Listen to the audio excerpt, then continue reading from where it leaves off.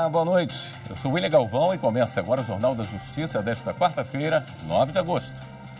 O plenário do Supremo elege o ministro Luiz Roberto Barroso para suceder a ministra Rosa Weber na presidência da Corte e do Conselho Nacional de Justiça no próximo biênio. Edson Fachin será o vice-presidente. Esse é um dos destaques de hoje. E você acompanha também nesta edição. Supremo retoma julgamento das ações que discutem a implantação do juiz das garantias. STF decreta a prisão de Silvinei Vasquez, ex-diretor-geral da Polícia Rodoviária Federal. E ainda, Superior Tribunal de Justiça mantém tipificação do crime de latrocínio em caso de roubo seguido de infarto e morte da vítima.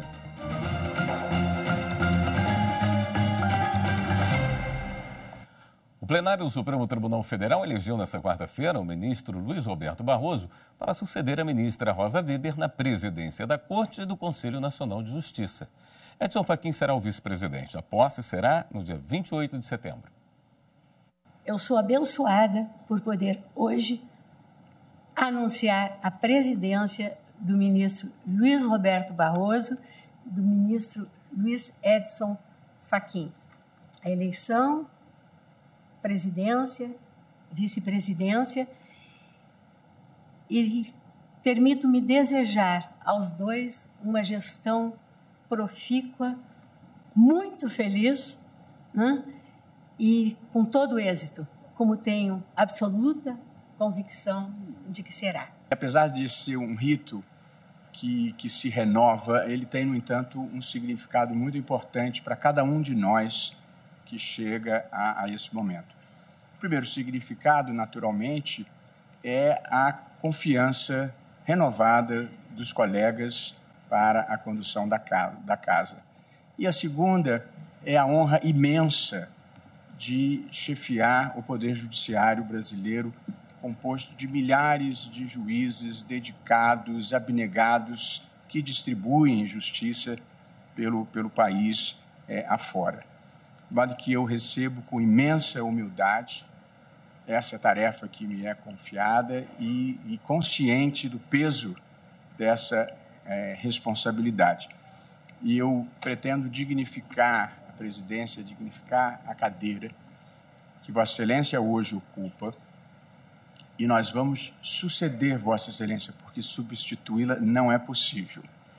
Mas, na verdade, eu pretendo dignificar a cadeira, como já o fizeram os eminentes colegas que aqui estão presentes ainda no tribunal, o ministro Gilmar Mendes, a ministra Carmen Lúcia, o ministro Dias Toffoli e o ministro Luiz Fux, todos com gestões memoráveis à frente dessa casa. Tenho certeza que farão uma excelente gestão.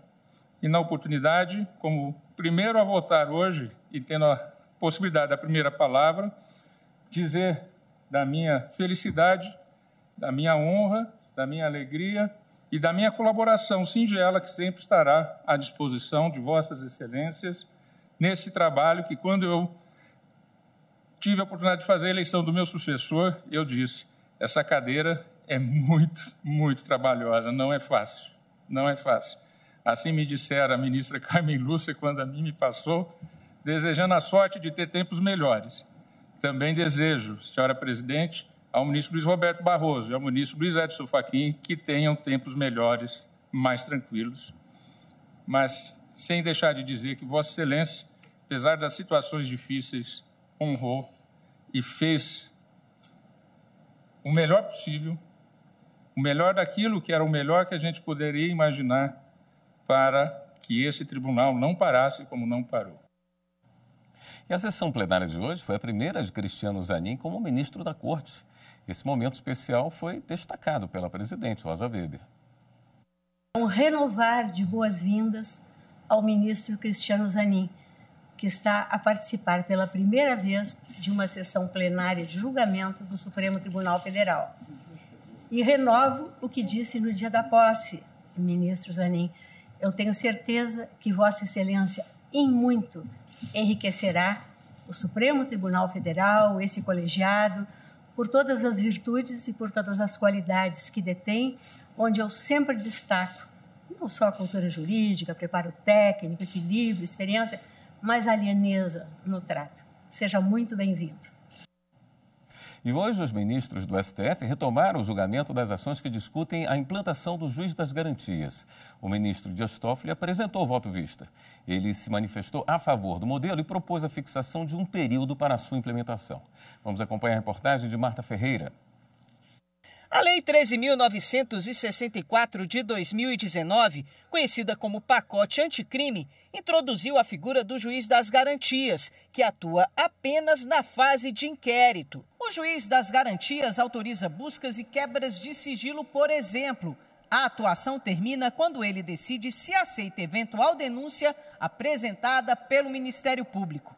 Caso seja aceita, é aberta uma ação penal, na qual passa a atuar outro juiz que ficará encarregado de conduzir o processo até a sentença. 4 ações diretas de inconstitucionalidade questionam o modelo no Supremo e outros dispositivos da lei. Os autores das ADIs alegam, entre outros pontos, que a implantação do juiz das garantias deveria ocorrer por meio de lei de iniciativa dos tribunais e não do Congresso. O relator é o ministro Luiz Fux. Ele considerou as ações parcialmente procedentes no sentido de que alguns dispositivos da lei sejam interpretados com base na Constituição Federal. Para Fux, a implementação do modelo deve ser opcional para cada comarca. Agora o julgamento foi retomado com o voto do ministro Dias Toffoli, que havia pedido vista. Toffoli começou destacando que a introdução do juiz das garantias não se trata de alteração da organização ou de uma divisão do judiciário, mas uma questão de processo penal. Voto pelo reconhecimento da constitucionalidade formal dos artigos 3º-A, 3º-B, 3º-C, 3º-D, caput, 3º-E e 3º-F do Código de Processo Penal, introduzidos pelo artigo 3º da Lei número 13.964/2019, e pela declaração de inconstitucionalidade formal, tão somente no ponto do parágrafo único do artigo 3º-D. Toffoli votou pela constitucionalidade do juiz das garantias, propondo a fixação de um período de 12 meses para a implementação do modelo, podendo esse prazo ser ampliado uma única vez por mais um ano. A ideia é que durante esse período haja a supervisão do Conselho Nacional de Justiça. Proponho a esta Corte solução semelhante, mas mais ampliada, àquela contida na decisão monocrática na qual apreciei as medidas cautelares requeridas nos autos, qual seja a fixação de um prazo de transição, mais adequado ao equacionamento da reorganização do Poder Judiciário Nacional, que viabilize, inclusive, sua adoção de forma progressiva e programada pelos tribunais. Digo, então, instituir profundas modificações no direito processual penal, que traduzem não apenas uma reconfiguração do sistema jurídico, mas uma verdadeira transformação político-cultural, exige a concessão de prazo razoável para a sua implementação, mais do que a necessária adaptação das estruturas de organização judiciária, há que se fazer uma significativa modificação nas disposições internas dos próprios atores do sistema jurídico. Ainda na sessão dessa quarta-feira, a ministra Rosa Weber falou sobre os 7 meses dos atos golpistas de 8 de janeiro. A presidente do STF disse que a data precisa ser sempre lembrada para que ataques à nossa democracia e às instituições não se repitam. O ministro Alexandre de Moraes também falou sobre os 7 meses dos ataques e disse que, neste período, foram recebidas e analisadas no STF 1.295 denúncias, sendo 232 pelos crimes mais graves, entre eles associação criminosa armada e abolição violenta do Estado Democrático de Direito. Do total dessas denúncias mais graves, já foram encerradas a instrução de 228 e as últimas 4 devem ser finalizadas nesta semana.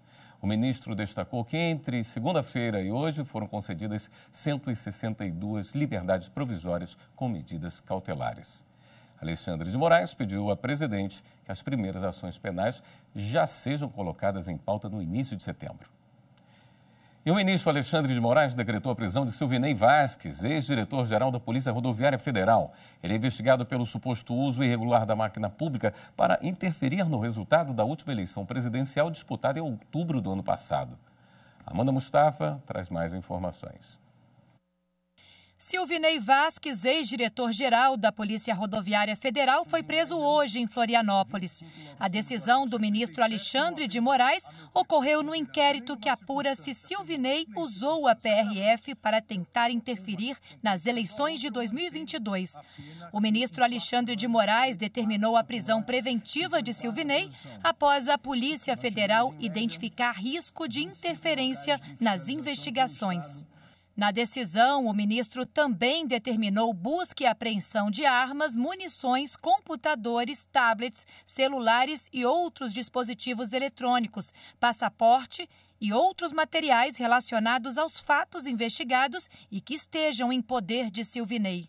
Segundo as investigações, a mando de Silvinei Vasques, a Polícia Rodoviária Federal teria intensificado a realização de blitz no dia 30 de outubro, data do segundo turno das eleições em estradas do Nordeste, onde o número de eleitores do então candidato à presidência da República, Luiz Inácio Lula da Silva, era maior. O objetivo seria dificultar a chegada dessas pessoas aos locais de votação. À época, Silvinei Vasques era o diretor-geral da Polícia Rodoviária Federal. Em depoimento à CPMI dos atos golpistas, ele negou essas acusações. Após a prisão hoje, Silvinei foi trazido para Brasília para prestar depoimento na Superintendência da Polícia Federal e será encaminhado a uma unidade de detenção. Para o ministro Alexandre de Moraes, as condutas atribuídas ao ex-diretor são gravíssimas e as provas apresentadas e as diligências indicadas como imprescindíveis para a apuração das condutas investigadas comprovam a necessidade da custódia preventiva para a conveniência da instrução criminal. Na decisão, o ministro citou trecho da representação em que a PF afirma que a manutenção de Vasques em liberdade pode comprometer a eficácia das diligências.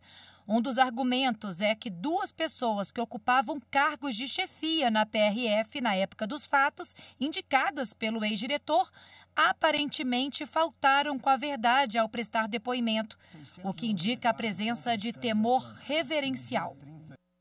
A seguir, MPF denuncia blogueiro por ameaça ao ministro do Supremo, Luiz Roberto Barroso.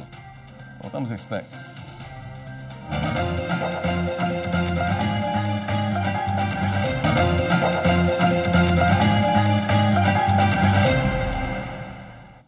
O Ministério Público Federal denunciou o blogueiro Alan dos Santos por ameaçar o ministro do Supremo Tribunal Federal, Luiz Roberto Barroso. Repórter Pedro Canguçu. O blogueiro Alan dos Santos foi denunciado pelo Ministério Público Federal por ameaçar o ministro Luiz Roberto Barroso no dia 24 de novembro de 2020. Na ocasião, o blogueiro publicou um vídeo no YouTube desafiando o ministro a enfrentá-lo pessoalmente. Segundo a denúncia, na gravação, o blogueiro usou palavras de ódio, baixo calão e tom claramente ameaçador, dando a entender que seria capaz de fazer mal ao ministro. Nesta semana, o Tribunal Regional Federal da Primeira Região recebeu a denúncia oferecida pelo Ministério Público Federal, que tornou o blogueiro réu. Com a decisão, Alan dos Santos vai responder na Justiça pelo crime de ameaça. O Juizado Especial Criminal Federal chegou a negar, na primeira instância, o prosseguimento da ação penal por considerar que as falas ameaçadoras do blogueiro não poderiam ser concretizadas, visto que o ministro tem equipe de segurança à sua disposição. Mas, na denúncia, o MPF ressaltou que foi o próprio ministro que buscou o órgão e que o fato de a autoridade ter à sua disposição vigilantes apenas alivia o risco, mas não impossibilita a ocorrência. Neste outro trecho, o MPF afirmou que as declarações se tornam ainda mais perigosas quando proferidas em plataformas com grande alcance público, pois podem gerar riscos reais à vítima.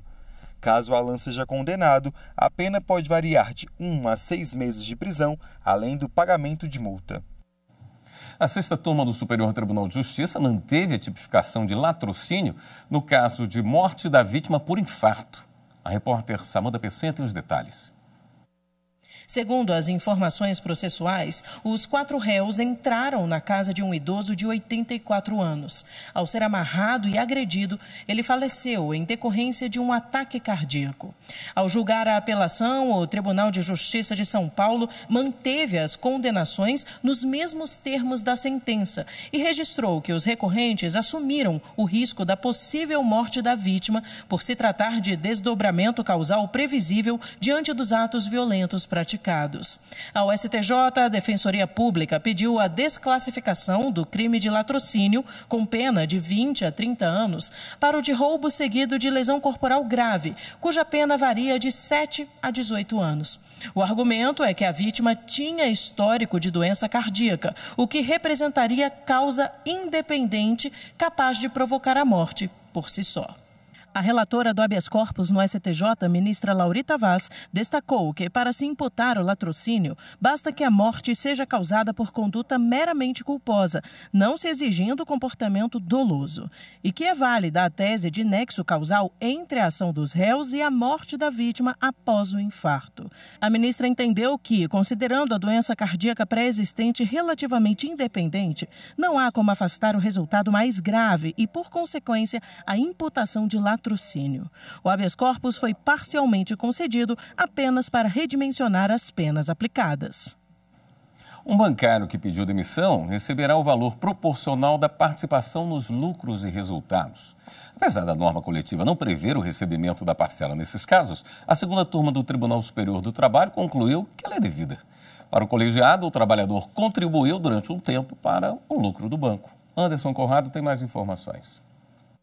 O bancário apresentou reclamação trabalhista porque a PLR não havia sido paga junto às verbas rescisórias. O Bradesco, em defesa, argumentou que, segundo a norma coletiva da categoria, o pagamento proporcional da verba só é devido no caso de dispensa imotivada. O juízo de primeiro grau negou o pedido do bancário e o Tribunal Regional do Trabalho da 2ª Região, na capital paulista, manteve a sentença. De acordo com o regional, essa restrição afasta a aplicação da súmula 451 do TST sobre o processo do bancário.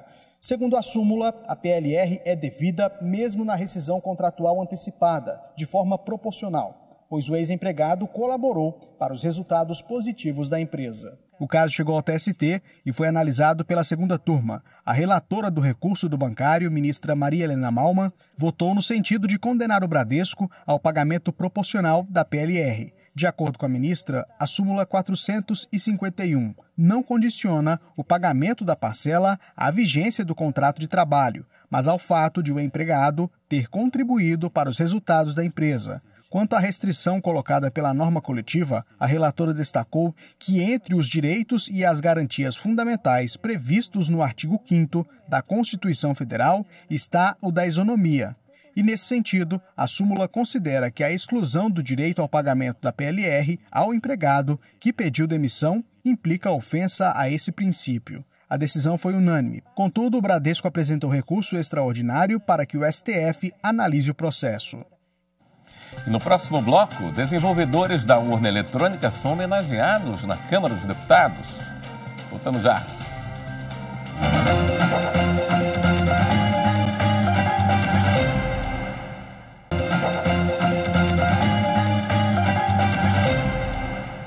A Justiça do Paraná determinou o bloqueio de todas as linhas de crédito para uma consumidora que deve mais de R$700 mil.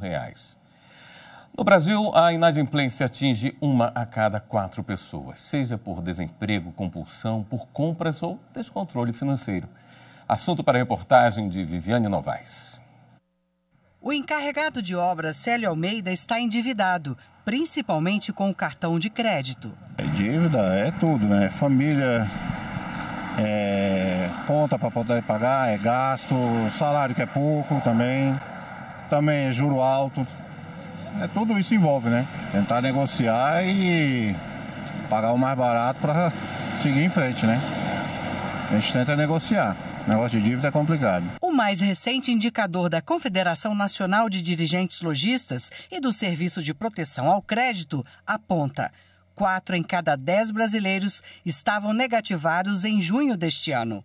O número de consumidores com contas atrasadas cresceu 7,64% em relação ao mesmo período do ano passado.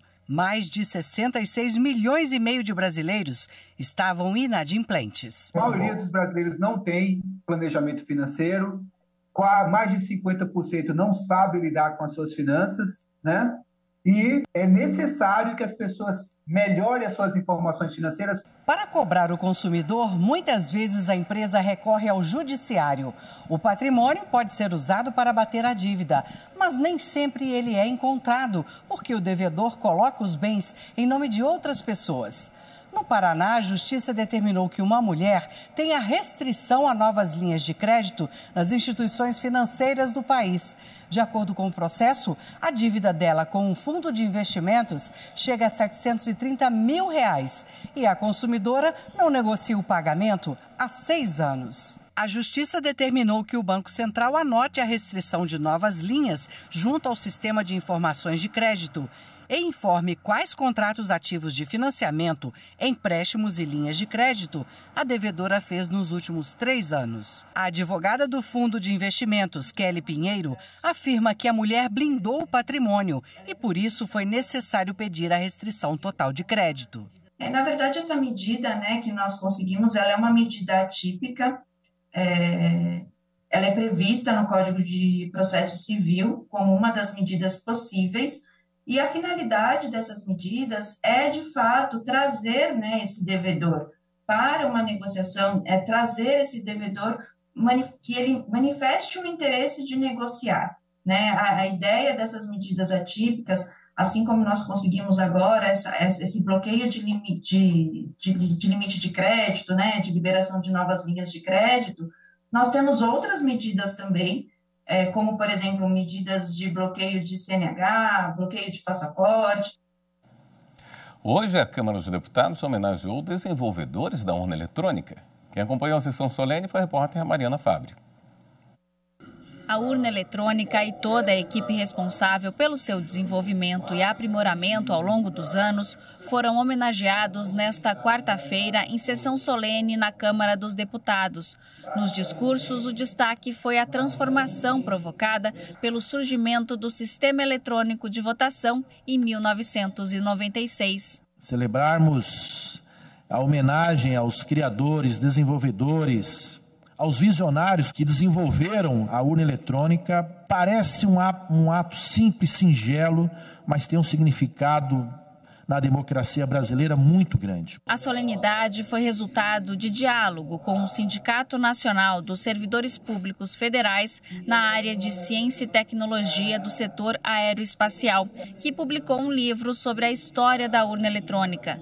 A desinformação e os ataques contra o sistema eleitoral brasileiro também foram citados na sessão. Integrantes da equipe técnica que criou a urna eletrônica lembraram dos desafios para a informatização do processo e ressaltaram os avanços gerados pela inovação tecnológica, como o fim das fraudes eleitorais, a agilidade na apuração e divulgação dos resultados e a inclusão do eleitorado, além da transparência e segurança de todo o processo eleitoral. O ministro aposentado Carlos Veloso, que presidia o TSE na época do desenvolvimento da urna eletrônica, relembrou o nascimento da ideia. Planejamos a implantação do voto eletrônico, por etapas. Em 96, 30%, 33% mais ou menos. Em 98, já completando quase 70%, e fechamos no ano 2000, as eleições gerais do ano 2000, com 100% de um eleitorado de mais de 100 milhões de eleitores, votando pelo voto eletrônico informatizado. O momento foi também de reencontro para a equipe técnica que trabalhou na criação da urna eletrônica. É como se fosse um reconhecimento, não só da comunidade, mas também do própria Câmara dos Deputados, ao propor um evento desses, tornar público o reconhecimento ao esforço todo que a Justiça Eleitoral faz e também os técnicos. porque não se trata só de uma questão técnica, envolve milhões de pessoas, mesários, dezenas de milhares de técnicos dando suporte. Então é um resgate, é um reconhecimento que deixa a gente muito orgulhoso, é gostoso, isso é muito legal. Esta edição do Jornal da Justiça fica por aqui. Uma boa noite, até amanhã.